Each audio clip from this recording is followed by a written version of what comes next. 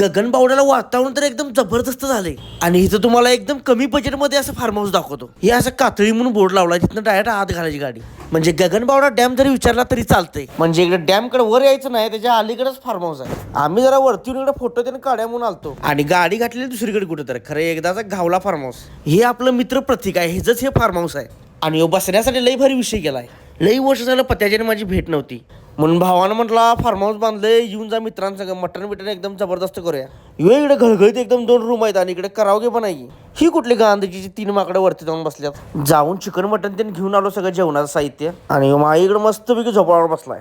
जेवणाचं नियोजन संध्याकाळचं होतं, त्यामुळे वडा भजी बुर्जीवरती दणका दिला आणि तो पण तिकडे सिद्धानं मैफिल रंगवली.